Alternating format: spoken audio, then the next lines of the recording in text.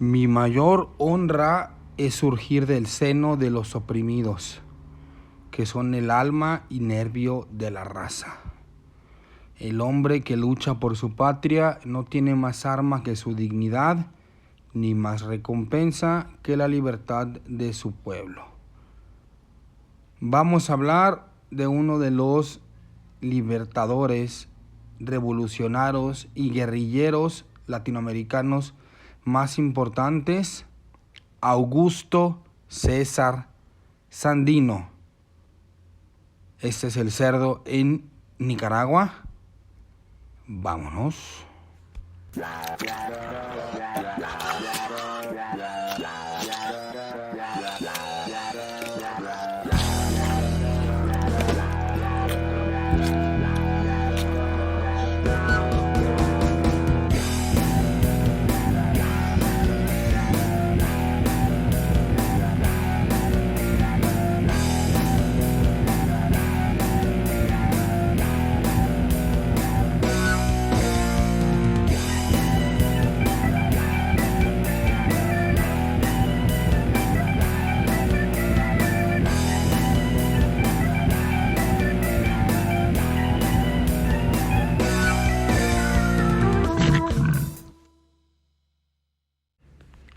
Augusto César Sandino, nacido en 1895 y fallecido en 1934, fue un líder revolucionario nicaragüense que encabezó una resistencia armada contra la ocupación estadounidense de Nicaragua en las décadas de 1920 y 1930. Su lucha inspiró movimientos antiimperialistas en América Latina y su legado perdura en la historia de Nicaragua, siendo la inspiración del Frente Sandinista de Liberación Nacional, esa bandera rojinegra, FSLN. Pues vamos a hablar de Sandino, y antes de tocar el guión, vamos a puntualizar algunas cosas importantes. Ha quedado claro a lo largo de esta temporada del podcast que a los gringos les ha encantado siempre ser metiches. ¿Por qué son metiches con los gobiernos ajenos?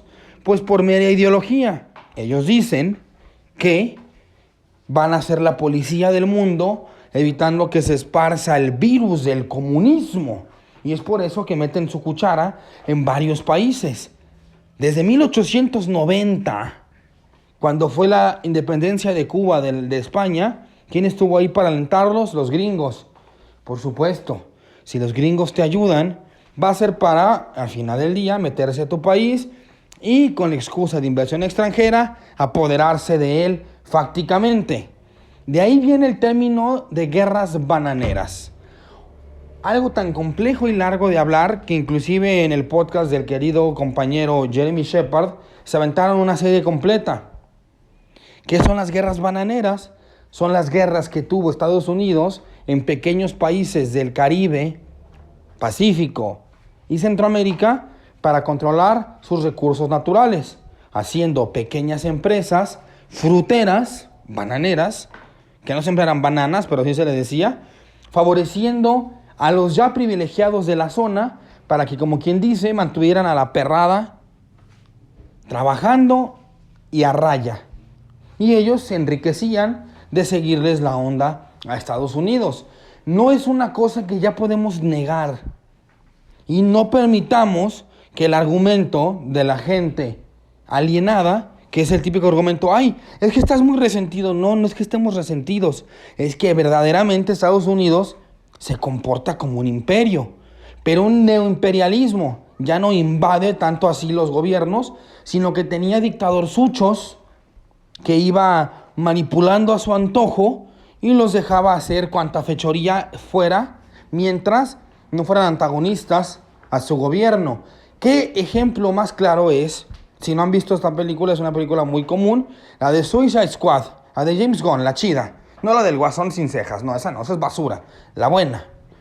Ahí dice Amanda Waller, que representa perfectamente cómo sería un funcionario hijo de la chingada gringo, que dice, bueno, permitíamos a esta familia gobernar con puño de hierro en la ficticia nación de Corto Maltese, porque aunque eran unos tiranos, no eran antagonistas a Estados Unidos. Así pasó en la vida real muchas veces. con Anastasio Somoza, con Jorge Rafael Videla, con Augusto Pinochet, con este señor Trujillo, con muchísimos dictadores latinoamericanos. Mientras no fueras antagonista a ellos, podías hacer lo que se te viniera en gana.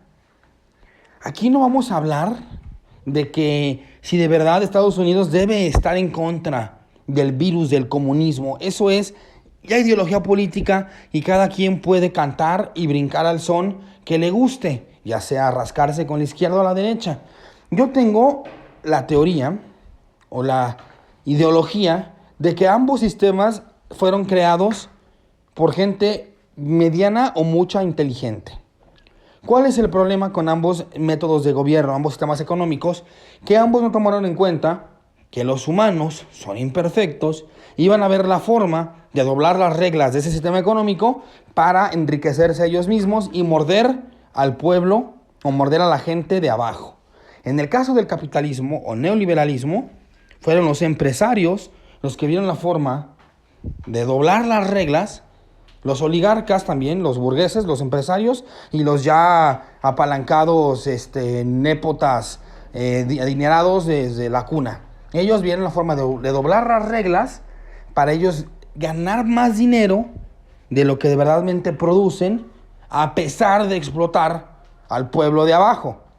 Si el capitalismo funcionara de manera correcta y no hubiera gente acumulando más riqueza de la que debería, pues sería un sistema que tal vez sí funcionara. El problema es que no mantuvieron a raya la malicia y el egoísmo de las personas. Lo mismo con el socialismo. Porque ha fracasado es porque el gobierno obeso que se genera después de una revolución socialista, pues él mismo dobla las reglas para él enriquecerse a costa de los gobiernos. ¿Cuál es la moderación? Es esta fusión extraña llamada socialdemocracia, que es un gobierno que procura el bienestar de su gente sin olvidar el libre mercado, porque el libre mercado no está peleado con el bienestar, solamente que el libre mercado, para maximizar la utilidad y para tener una plusvalía mayor, como decía Marx, una plusvalía mayor es un pleonasmo hasta cierto punto, pero para ganar más dinero, para tener un mayor valor con menor esfuerzo, pues mandan al diablo el bienestar y usando indicadores económicos que nada tienen que ver con cómo vive la gente, nos dicen, sí, la inversión extranjera está bien el PIB, está bien, todo indicador que se inventan los economistas neoliberales para inventar que el país está bien, como Estados Unidos, pero está llena de pobres fentanilosos por todas partes. La socialdemocracia nace entonces para tener este matrimonio entre libre mercado y entre una economía capitalista, pero que no olvide el bienestar de sus habitantes. Pues aquí no importa, porque no vamos a defender si Nicaragua era comunista o capitalista o socialista o mocimista o Windows Vista, no importa. Aquí vamos a defender un principio que debe ser inviolable, que es el principio de autodeterminación de los pueblos, que se refiere a que un pueblo que vive en cierto territorio tiene el derecho a ejercer su propia legitimidad y su soberanía, o su legítima soberanía. O sea, yo como pueblo que vivo en un territorio dado, tengo derecho de gobernarme a mí mismo sin imposición de nadie extranjero. Puedo entrar en una federación si así lo deseo, pero sin embargo en esa federación el gobernador del territorio se circunscribe a una federación como una especie de hermandad. Lo más parecido a una federación es lo que es, por ejemplo, Europa, que son estados distintos, pero ambos se rigen por un solo, por una unión, ¿no? O lo que es Estados Unidos o México, cada quien su gobierno, y son unos gobiernos independientes y soberanos, si se circunscriben a una federación. Ahora, si esos estados quieren independizarse, tienen el derecho legítimo de hacerlo, en teoría, pero eso es lo que es la autodeterminación de los pueblos. ¿Cuál es el enemigo de la autodeterminación de los pueblos?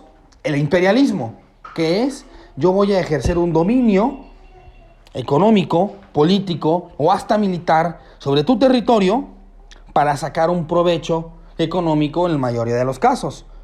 Entonces, lo que es Estados Unidos a la hora de meterse en otros países, ya lo he demostrado muchísimas veces. Se metió en Guatemala, se metió en Nicaragua, se metió en Honduras, se metió en México, se metió en Puerto Rico, se metió en Hawái, se metió en Dominicana, se metió en Haití, se metió en Granada, se metió en Argentina, se metió en Uruguay, se metió en Paraguay, se metió en todas partes, se metió en Colombia, se metió en Chile, se metió hasta en Yugoslavia, se metió en Afganistán, se metió en Taiwán, se metió en Japón, se metió en Corea.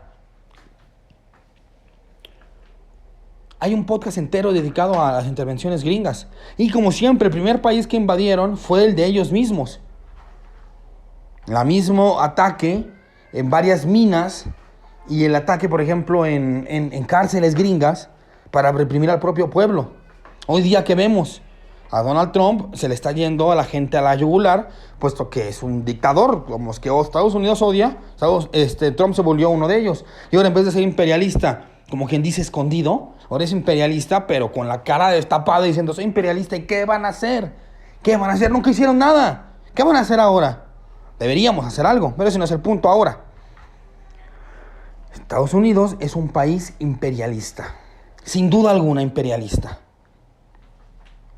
Que digan gente como el Dr. Stern, el sujeto que salía con Gon Curiel, otro tipo detestable, en su podcast que se extinguió, El desprecio de la historia, donde hicieron un capítulo hablando de que no es cierto, es que tampoco son todas intervenciones gringas, es que no es que se metan, y dijo lo que todo el mundo tememos, es que se metieron porque eran comunistas. No debería meterse porque sean comunistas Estados Unidos, o no es una excusa verbalmente aceptable, puesto que viola la sagrada autodeterminación de los pueblos. Aquí no es ser anticapitalista o antineoliberal. Cada quien tiene derecho a gobernarse como mejor le parezca, pero ningún país deberá tener derecho de meterse en el gobierno de otro país porque a él según no le conviene. Que al final del día es pura retórica, puras mentiras. Lo único que quiere Estados Unidos es el territorio, que las compañías bananeras hicieran lo suyo. Ellos sacar el tema de... Iba a haber, por ejemplo, un canal en Nicaragua antes de Panamá. Hoy día que Nicaragua está aliado con China para, según, hacer un canal en Nicaragua. Con Nicaragua, el tema, ya entrando al tema de Sandino, es eso. Estados Unidos quiere tus recursos naturales y va a matar a quien tengan que matar para conseguirlos. Y en este contexto crece Sandino. En un contexto desde la independencia de Nicaragua, así como en México, Estados Unidos estuvo metido en su política. Estados Unidos ponía y quitaba presidentes a discreción.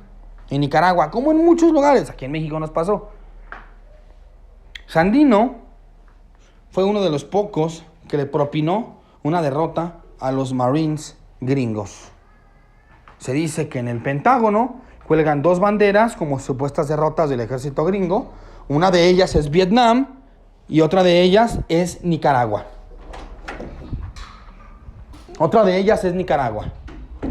¿Qué pasó con Sandino? ¿Quién es Sandino? ¿Y cómo es que un partido que enarbola su nombre hoy día gobierna en Nicaragua?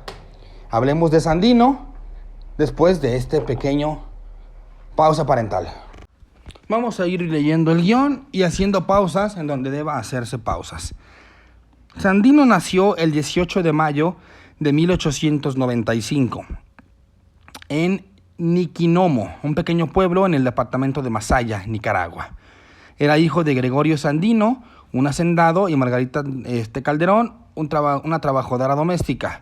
Durante su infancia sufrió discriminación por su condición de hijo ilegítimo, lo que marcó su carácter y sus ideas sobre la justicia social. Aquí, por ejemplo, Sandino fue un hijo no reconocido de una mujer de un pueblo pequeño y era presunto hijo de una persona importante en su pueblo. Esto háganle un pin porque casi siempre muchos de los líderes de izquierda suelen ser niños bien con conciencia de clase. Así le pasó a Stalin, así le pasó a Lenin, así le pasó a muchos, así le pasó a Castro, así le pasó a Batista, así le pasó al Che Guevara.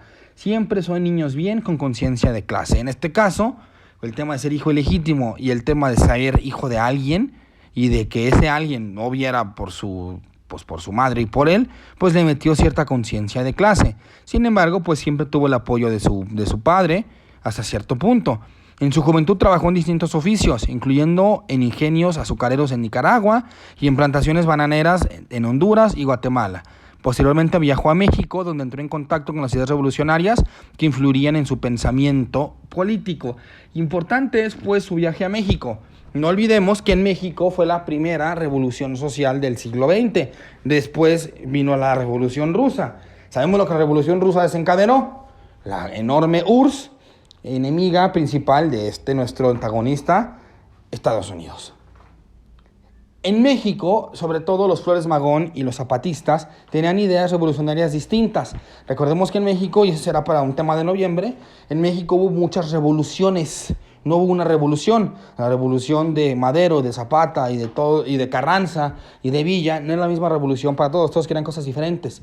En el caso de Sandino, conoció las ideas de los Magón y de los zapatistas, y el hecho de haber una revolución agraria, una revolución que visibilice a los indígenas. El plan de Ayala de Zapata es uno de los primeros documentos de la historia moderna, obviamente del siglo XX, que reconocen a los indígenas como sujetos de derecho.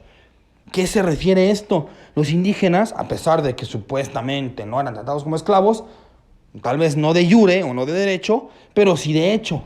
Eran esclavos y no tenían capacidad de tener tierras o ser dueños de algo, porque sufrían del despojo de personas que los discriminaban por su condición racial. ¿Qué pasa entonces con el Plan de Ayala? Pues el primer documento que reconoce a los indígenas como sujetos de derecho y como dueños de tierras, y como una revolución que busca la tenencia de la tierra por quien la trabaja, que es de los campesinos, y no trabajar para grandes latifundios de hacendados ricos, en los que ellos se quedan con todo el dinero, y ellos les pagan a veces nada, porque tenían que pagar, comprar con su sueldo en tiendas de raya. O sea, prácticamente el patrón les daba el sustento a sus trabajadores sin pagarles un salario como tal, sino que los mantenía a base de tiendas de raya en las que cambiaban sus moneditas o sus bilimbiques, como se llamaban, en tiendas de raya. El hecho de en Nicaragua que los dueños de las tierras eran grandes corporaciones americanas era todavía peor, porque pues estos eran explotados por mexicanos, aquí eran explotados por gringos. Esto es importante en el pensamiento sandino, pues se lleva todas estas ideas revolucionarias mexicanas, porque en México, y aunque no lo queremos reconocer los mexicanos, siempre se nos ve como el hermano mayor, como el adelantado. En la izquierda latinoamericana, en la sagrada izquierda latinoamericana, México siempre se le ha visto como un señor, díganos para dónde hacemos, porque usted es el que marca el camino. México es como ese faro de la izquierda latinoamericana. Y en todas las izquierdas latinoamericanas siempre ha sido el hermano mayor México. En los tiempos que Estados Unidos México se hundió en la derecha, fue bastante lamentable, pero cuando México volvió a la senda del bien, pues entonces pudimos volver a ser ese faro de izquierda latinoamericana como debimos haberlo sido siempre. En 1926 estalló en Nicaragua la Guerra Constitucionalista.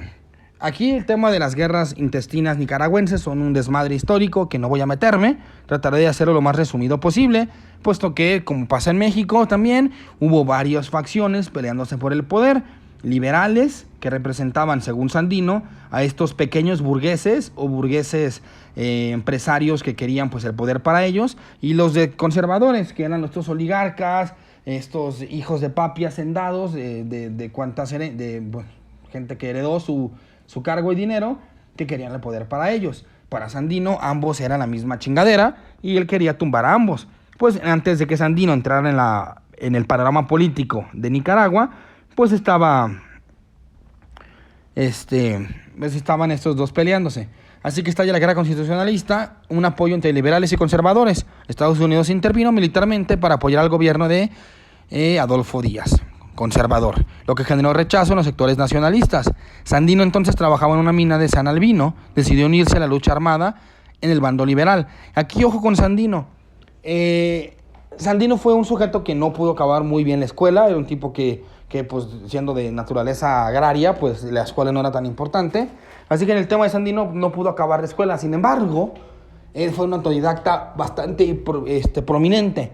A él, una vez que aprendió a leer, se le veía leyendo, e inclusive conoció y leyó a Bolívar y podía discutir con grandes bolivarianos de tú a tú, siendo lo que se podría llamar, o le dijeron después, un salvaje, un rapastroso, que eran los hombres de Bolívar, que eran mineros, era gente del pueblo, era la gente de abajo.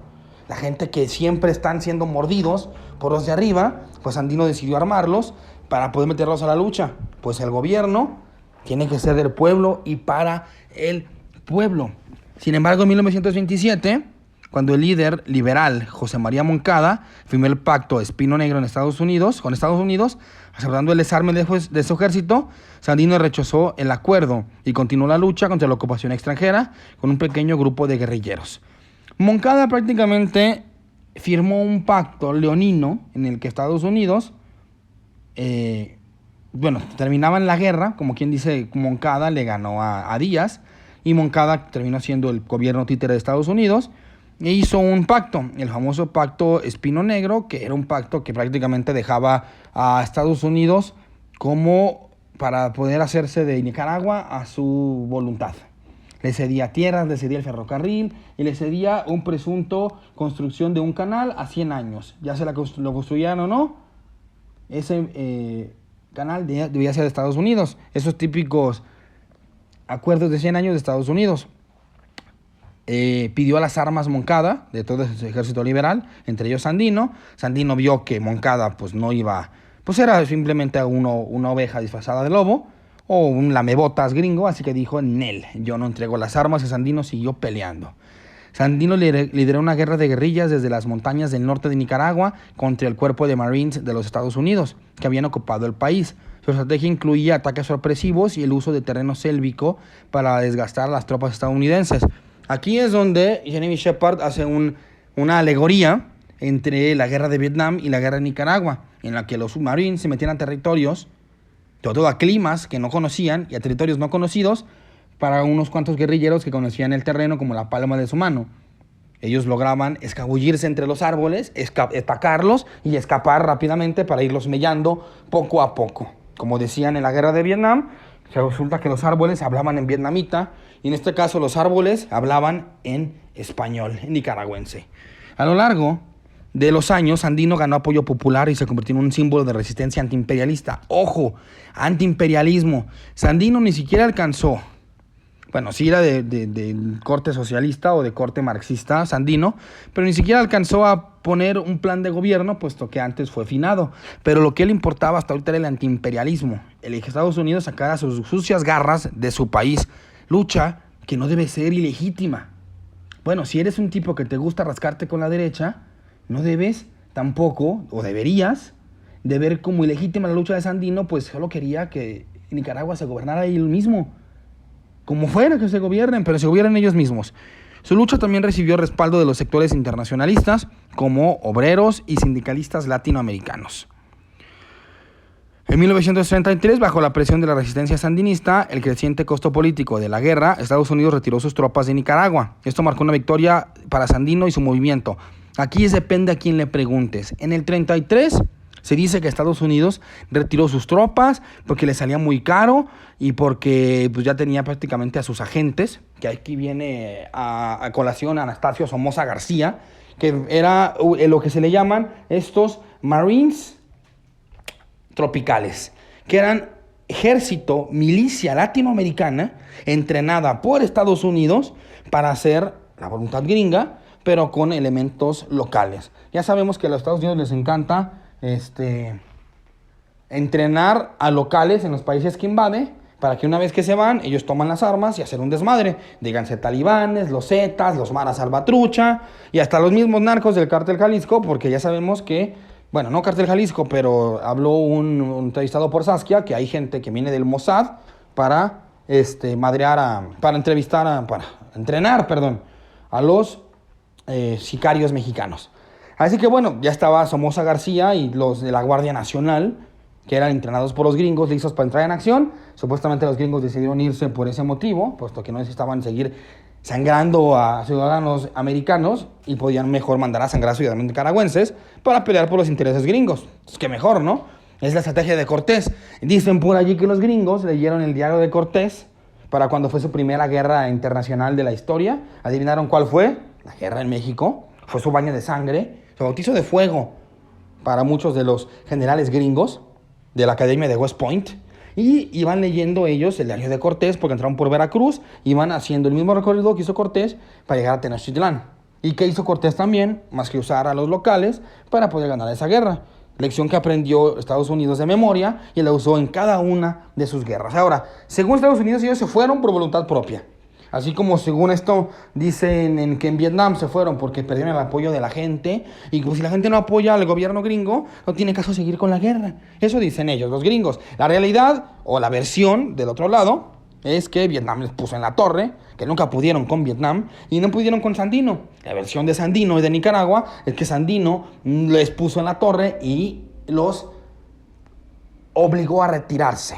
También tuvo que ver el hecho, ya siendo una fusión de horizontes, una fusión hermenéutica, pues sí, Sandino se las puso muy difícil, eso hay que aceptarlo. Y dos, los gringos decidieron dejar de sangrar tropas de ellos y sangrar tropas nicaragüenses. Así que, como siempre, la verdad está en el punto de varias versiones. Sandino les puso en la torre, los gringos también no quisieron seguir peleando porque no tenían incentivo suficiente para seguir peleando una guerra que no iban a ganar.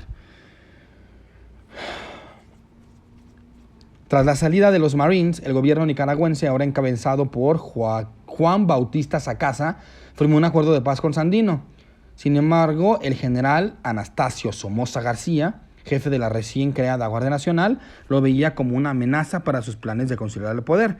Somoza García quería hacerse con el poder y no iba a dejar que ni Sacasa ni que Sandino le quitaran el poder. Dos cosas que olvidé mencionar antes de pasar allá a la finalización de Sandino en cuanto a su vida física, fue que en los tiempos de la guerra civil o de la guerra constitucionalista, le tocó ver cómo arrastraban el cuerpo de un libertador nicaragüense, el señor Celedón, y también que el ejército sandinista era un ejército inclusivo, puesto que tenía generalas mujeres en sus filas. Una cosa más es que también hubo genocidio por parte de los Marines gringos de nicaragüenses a guerrillero que agarraban, guerrillero que mataban.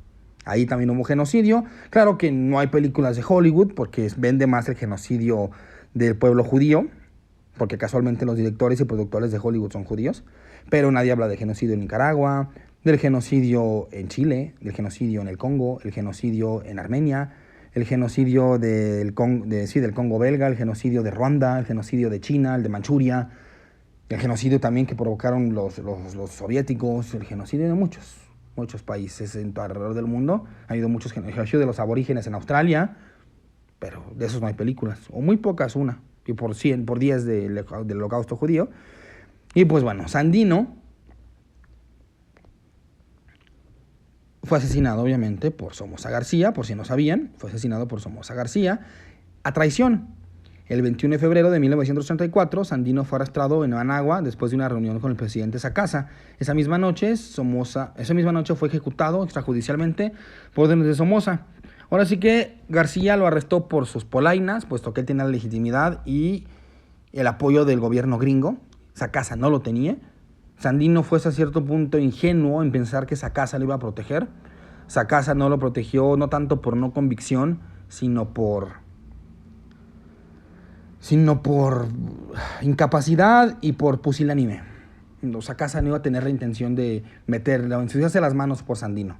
O sea, no importaba tanto para él, Sandino para Sacasa. Y Somoza García, que quería el poder para él, pues lo asesinó, y no solo lo asesinó.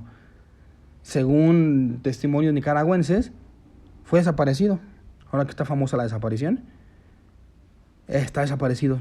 Ni siquiera apareció su cuerpo. Dicen los nicaragüenses que los restos de Somoza residen en el corazón de los nicaragüenses. Que su cuerpo está enterrado en toda Nicaragua. No apareció. Lo desaparecieron completamente a Sandino. Pero no murió. Pese a su muerte, su legado perduró en la historia. En Nicaragua, en 1961, fue creado por el señor Carlos Fonseca, el Frente Sandinista de Liberación Nacional. Adoptó su nombre y se inspiró en sus ideales para luchar contra la dictadura de la familia Somoza, la cual gobernó Nicaragua durante 40 años. Aquí, ojo, Somoza García gobernó un buen tiempo, siendo un tirano y un dictador, pero podía hacerlo al amparo de los gringos, puesto que no eran antagonistas con ellos. después de que el señor Somoza García fue asesinado en un bar, porque a Somoza García le gustaba el chocolate espeso y las fritangas. Una pausa parental más, disculparán ustedes. El señor Anastasio García Somoza lo mataron en un tugurio. Le gustaba mucho el desmadre al señor Somoza García. Ahí mismo se acercó un poeta y le metió 4 tiros. Alcanzó a llegar al hospital Somoza García, pero igual falleció. Al poeta que lo asesinó, pues lo mataron en el acto. Ni siquiera no tuvimos chance de saber por qué lo mató, pero era porque Somoza era un sangriento y un pasado de lanza. Sus hijos de Somoza acabaron tomando el poder. Primero fue el hermano mayor, Luis Somoza, que era un poquito más impopular, y el hijo de Somoza García, Anastasio Somoza de Baile. Sí, ¿le suena de Baile? Otro de Baile nicaragüense famoso que conozcamos. Marta de Baile, por supuesto, la esposa de Somoza García, mamá de Tachito Somoza de Baile, creo que es tía de Marta de Baile, con famosa conductora, por decir cosas como el diablo está en los detalles y que las latas son feas, aceptémoslo. Pues Marta de Baile, famosa clasista que reside y hace su carrera en México, pues es pariente de nada más y nada menos que el diablo en persona, Tachito Somoza de Baile. Por 40 años Tachito Somoza de Baile estuvo haciendo lo que quiso con el gobierno nicaragüense al amparo de los Estados Unidos. Como decía el señor Churchill, que es el ídolo de los pseudointelectuales y de los babosos, Churchill decía que pues tal o cual dictador es un hijo de la chingada, pero es nuestro hijo de la chingada. Eso decía el señor Churchill y es lo que hacían los gringos con Tachito y otros dictadores. Sin embargo, como dije ya en el 61, el señor Carlos Fonseca creó el el Frente Sandinista de Liberación Nacional, que era el principal opositor de los gobiernos de Tachito Somoza. Una vez cayendo Tachito Somoza, cae Tachito Somoza y quien toma el poder es los queridos sandinistas. Toman el poder los queridos sandinistas. Cuando Tachito cae a manos de los sandinistas, el señor Ronald Reagan, que venía entrando al gobierno gringo, pues le gustaba mucho la derecha y nada de lo que apestara a comunismo, y se puso muy extremo con el gobierno nicaragüense para, en lugar de pues hacer una reconciliación con el gobierno gringo, en lugar de reconciliarse, pues se enemistaron más, haciendo que se fuera más al extremo los señores nicaragüenses. Hoy día en el poder está alguien del partido sandinista, que es Daniel Ortega. Lleva ya rato en el poder. Hay muchas opiniones del señor Daniel Ortega, opiniones de las que yo no estoy suficientemente informado para opinar. Aquí lo que defendemos es el antiimperialismo y la soberanía de los pueblos. En cuanto al tema de Ortega, hay muchas cosas que dicen en Nicaragua, cosas que dicen fuera de Nicaragua. Pero bueno, fuera de Nicaragua lo dicen medios gringos, y pues los medios gringos, digamos que por decirlo menos, no son confiables. Así que bueno, eso es lo que logró el ejército sandinista. Al final del día, el ejército sandinista logró quitar del poder a la familia Somoza, misma que mató a Sandino originalmente, así que podemos llamarle justicia poética. Finalmente, Augusto César Sandino es recordado como un símbolo de resistencia antiimperialista y lucha por la soberanía nacional. Su legado ha sido reivindicado por movimientos de izquierda en toda Latinoamérica Latina. En Nicaragua, su imagen sigue siendo un referente en la política y en la identidad nacional. Su lucha demostró que un pueblo organizado puede resistir a la intervención extranjera y luchar por su independencia.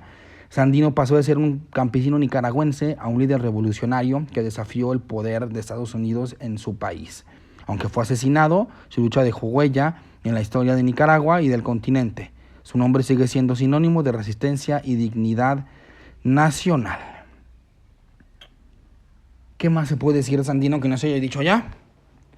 En las guerrillas latinoamericanas que vinieron después de los años 30, el mismo Che Guevara, el mismo Castro, las mismas guerrillas mexicanas no notan la diferencia del Ejército Zapatista de Liberación Nacional, pues de ahí viene más o menos el nombre. Sandino, como líder revolucionario del pueblo, inspiró a muchas otras revoluciones populares. Sí, si quieres, hombre, vamos a dársela por buena a tu amigo el mente de tiburón. Simón, Simón, es que son comunistas, sí, el comunismo es malo. Ándale, pues. Últimamente, si es malo o es bueno, es pedo del gobierno que lo va a poner, ¿no? ¿A ti qué te importa? En teoría, si ellos van a poner el comunismo y les va a ir mal, ¿a ellos qué? ¿A ti como extranjero qué? No te metas en los asuntos de otros países. No seas un Vargas Llosa cualquiera. Así de fácil.